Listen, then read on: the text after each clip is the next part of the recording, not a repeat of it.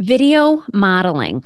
Have you used video modeling before? It has been a very important part of my intervention package that I've used with my students, whether working privately or in public schools. And today we are talking all about video modeling. So if it's something that you're using and want to refine your skills, or if it's something you've heard about and you haven't yet implemented into your practice, this is going to be a great episode. I had a chat with my friend and colleague, Dr. Teresa Cardon. She was on the podcast number 83 talking about SLP BCBA collaboration, and I had her back to talk all about video modeling. So thanks, Teresa, for coming back. She is duly certified SLP and BCBAD and has worked with individuals with disabilities for over 25 years. She's currently a senior lecturer at the University of North Texas, and her research interests include interprofessional practice, video modeling, autism in the media, and collaboration bias. She serves on editorial boards for prominent journals, volunteers in various capacities for professional organizations, and enjoys supporting educators and clinicians who work with unique populations. We talk all about what is video modeling and give you very specific examples of skills that she has used in her research and intervention with clients, and what I have used a variety of skills I have worked on using video modeling over my 20-year career, have probably used it the past 15 years. So it's a wonderfully researched intervention. There's a lot of evidence behind video modeling. We talk about that because she's a researcher and has some really great research out there on this topic. And she also has shared a really nice printable with us that I'm going to include in the show notes too. We always love a printable, don't we? Let's get into this conversation with Dr. Teresa Cardon. You're listening to Autism Outreach Podcast, a podcast full of ready-to-use strategies to help those with autism strengthen their communication skills. Here's your host, Rose Griffin of ABA Speech, a speech therapist and board-certified behavior analyst who shares tips you can use in your next therapy session. Welcome to the show today. We have an amazing guest, a guest that is coming back again. So thank you so much for that. We have with us Dr. Teresa Cardon. Thank you so much for coming on the show again. Thank you for having me, Rose.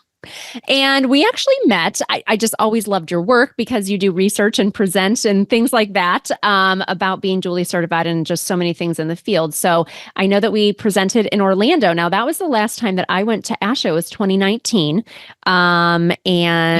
Yeah, that was a while ago. I am planning to go to Washington because I'm actually licensed in Washington and have been for 3 years. So I thought that would be kind of fun to meet people in real life.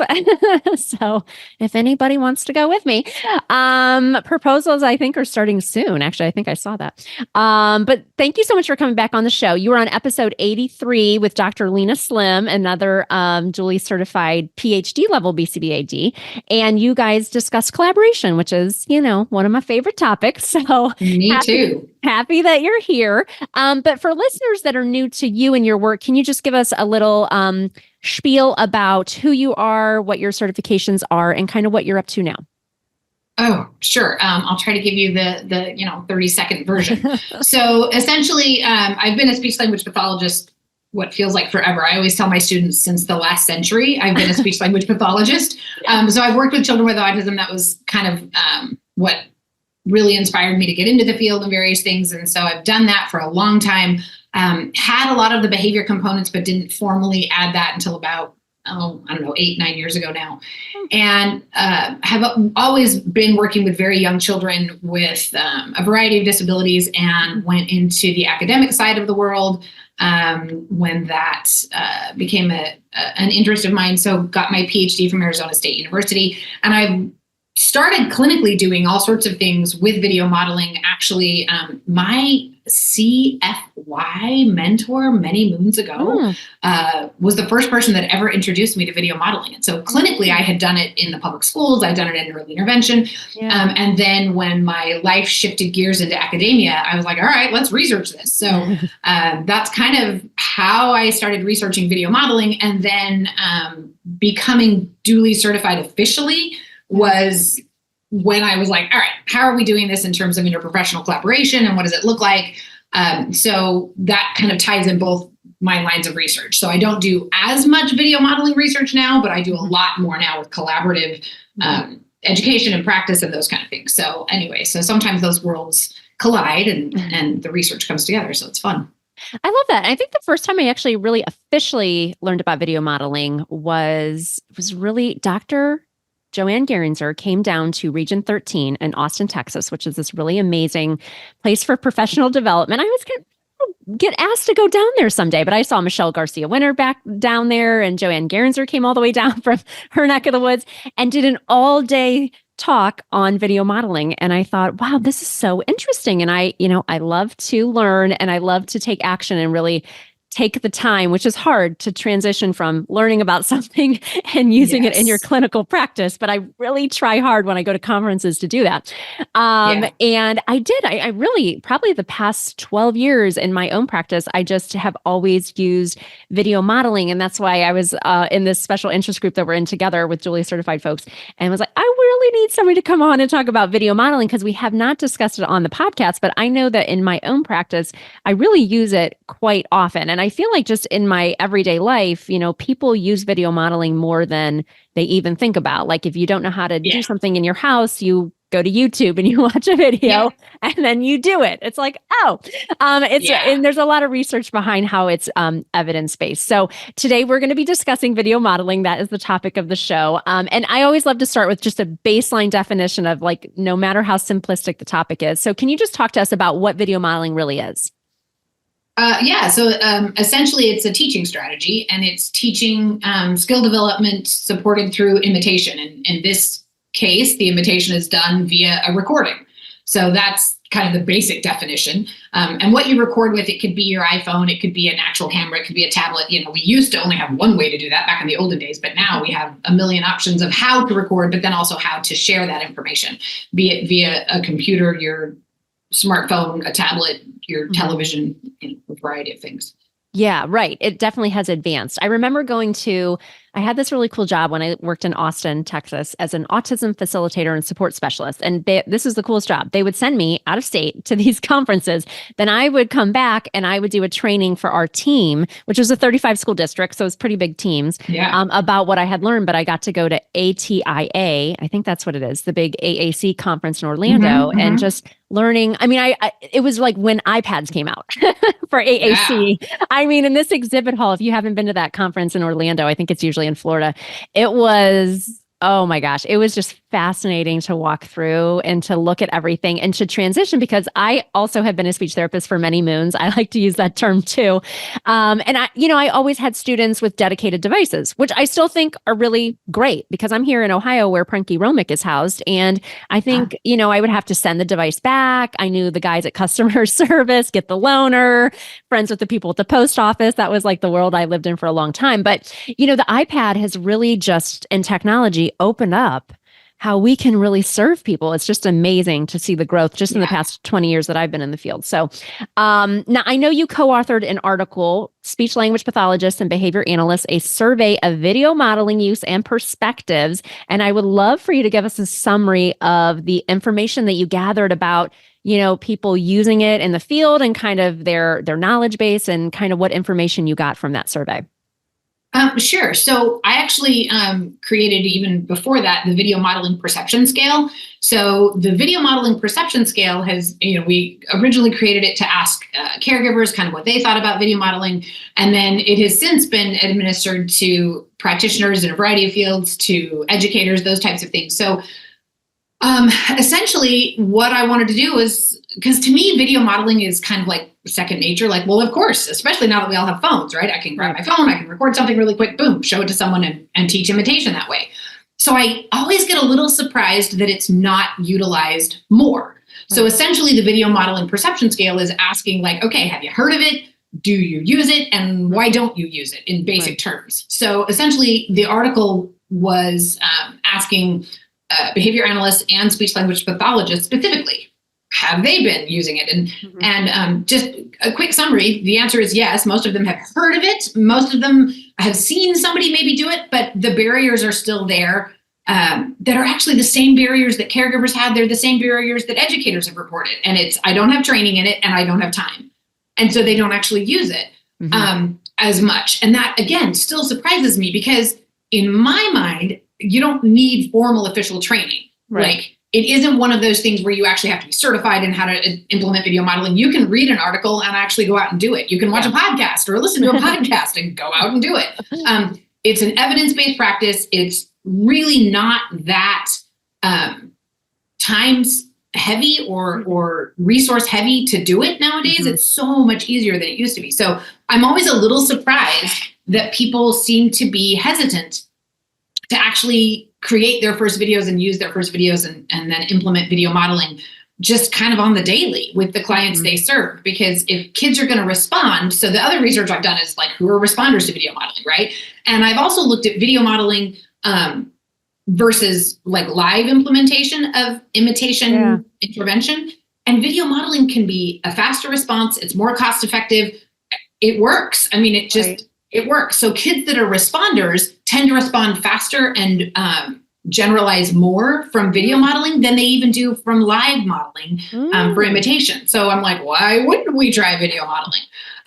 It just, to me, is always a little surprising. And I think there must be some intimidation factor there, or, oh gosh, you know, there's probably so much involved. And you know what I mean? So I think sometimes that can be the biggest barrier, is just a little bit of being unsure of really what the next steps are.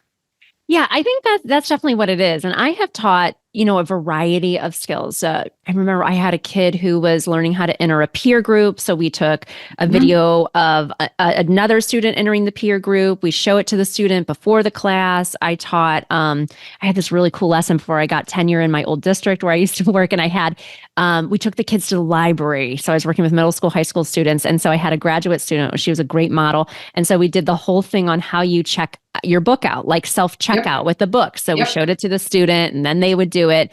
And really the whole reason I started my entire YouTube channel was because I was working in a specialized program for autistic learners, and I was teaching a student how to play modified Connect 4 and modified Uno. And I wanted, and how, you know, there's changeover in staff there. There's a big team. It's a teacher, 2 RBTs, a parent, you know, home team, you know how it goes. And I wanted everybody to be on board. And so I had this unlisted video on my YouTube channel. And then I would just share that link with people. And it was just me. I was modeling it. I think sometimes people kind of get funny too about like, oh, well, does this kid have a video release? Can I take this video? Who am I sharing it with? Is it on my personal device? Is it, you know, and so that is probably a barrier too. But you just should know the rules and try to, because it really can be so nice that you can then use that video. And then now I have a YouTube channel, not like I have 100,000 subscribers, but I have 10, you know, 10,000. And so people then could show that to other people on their teams. And it's nice because you get a lot of bang for your buck where you're taking this one video,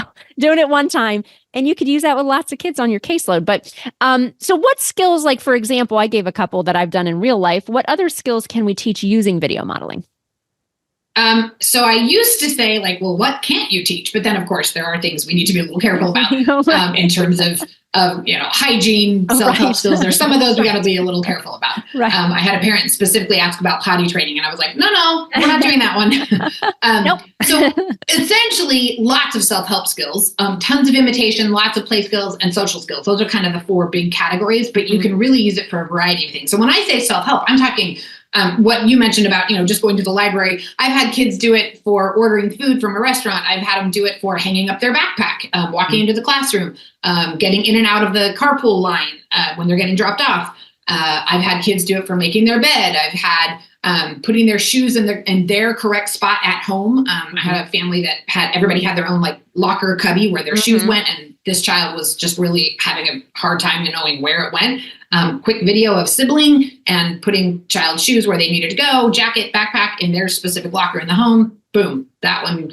And that was a skill they worked on for a really long time, modeling it in other ways, live, imitation, prompting, reinforcement, lots of candy, and one video. And they were just like, why didn't we do this earlier? So play skills are a big one. Any type of play skill that you can film someone else doing. And you mentioned like, who do we film in the video? Right. The research is pretty clear that it doesn't actually matter if it's an adult or a child, someone they know, someone they don't know, that type of thing. So it's not necessary to find the perfect model. It's important to find someone who does the task you want them to do and does it clearly. And you've got, you know, some nice video for it, but it doesn't have to be like their best friend or their favorite sibling or something like that. But in terms of, I mean, I've done a lot with social skills where I videotape a couple of kids in the classroom doing something and then show it to the child that I want to learn the skill, from building blocks to sharing to standing up to line up to go outside, to using equipment appropriately on the playground. So again, like there's so much more you can do than the few things you can't actually do.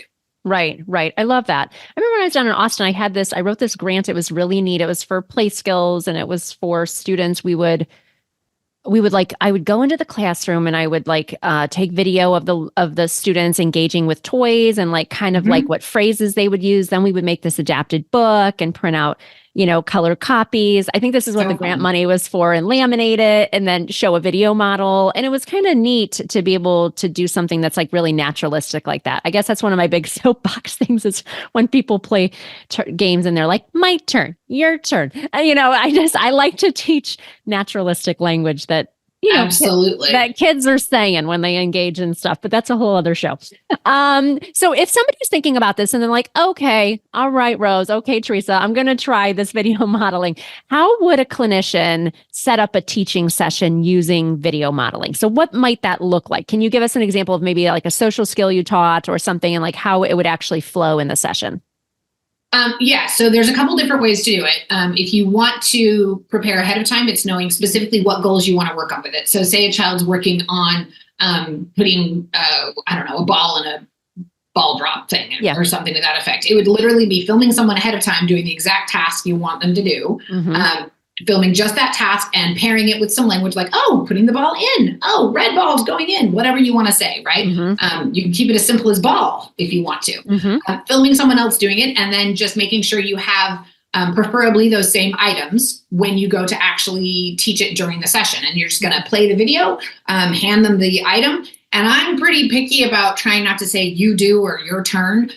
Because technically the minute we do that, we're actually providing a command. It's not straight imitation. So I usually try to just provide the item and just be like, woohoo, and try to keep quiet, which is really hard. For both speech pathologists and behavior analysts, we like to fill silence. But anyway, so I usually try to provide the item, play the video, then provide the item that I want them to imitate with. If it's just a gesture, then I just play the video because I've taught a lot of songs through video, this and that. So I play the video, pause, give them a chance to do it. Now, for research purposes, I usually play it 3 times and then physically prompt if they haven't done it. But you don't have to physically prompt if you don't want to. If a child doesn't do it after a couple tries, if it's just a clinical setting, you could move and shift to something else. For research purposes, I had to follow specific protocols every time I did a video modeling intervention. But usually playing it 2 or 3 times. And if they don't respond at all, a physical prompt can kind of show them what you want them to do. Right. Most kids that are responders to video modeling respond relatively quickly. Within like the first 2 sessions, they kind of get it and go, oh, this is what you want me to do. So I've done anywhere from 5 to 10 different gestures or objects that I want them to imitate in a session. I've also done just, hey, if it's a social skill, it can be a little more involved. I usually keep videos really short. Like we're talking under 20 seconds, sometimes under 10 seconds. And there is research that talks about some shorter videos can be more helpful. If you get longer for things like recipes or things like that, even chunking them into shorter segments is still really helpful. The longer a video is, the more somebody's going to start to forget what the beginning was and what am I supposed to be focusing on. And it just kind of clutters the intervention space a little bit. Okay. So you want to keeping things short because some people think like, oh, I have to make sure it's the perfect video and I have to record 10 minutes of this whole thing. No, actually shorter is better. So that's if you have time to prepare. What I would also say is during a clinical session, if you have something that's not going the way you thought it was going to go, and you can just quickly grab your phone and, film what you want it to do. Even if you do perspective video modeling and it's just your hands doing something, you could still do that in the last minute. If you hadn't totally planned ahead of time or thought, gosh, this isn't going the way I thought it was going to go, I'm going to just quickly film myself doing something. So there's ahead of time preparation you can do, and then there's kind of in the moment that you can do. You can also, if a child does something that you want them to do and you happen to be filming them, you can take that and create a video self model out of it. That usually requires more editing and stuff. So I don't take time to do that as much. I usually just film someone else doing the task that I want them to do and then bring it into the session that way. Yeah, I love that. And I remember the first time I ever really used video modeling. We had a classroom of typical peers and students on IEPs. They were in a special education classroom. And then in the same building, we had typical learners. We always joked about that because a lot of them still needed services too from speech therapy. But we would do a reverse inclusion model. So our whole class would go down. And then it was so fascinating to me because this is before I really had my own kids, to see how some kids during that centers time, it's like the teacher's like, okay, centers, and pick your center and, take your little icon and stick it on the thing. Everybody would do that. How some kids were just, it was so easy for them to be like, hey, you want to play with me? I think about some of those kids to this day. And then I was like, oh, this is a good model, take a video and then I'd show it to our student. And then before we would go down to play with the other classroom, then I would show him and it was like, it worked. And I was like, wow, this is I'm always amazed, even with speech therapy, if it's like an R or something with a, student with autism and the student makes progress, I still to this day, 20 years later, I'm like, wow, this is so cool. I'm still amazed.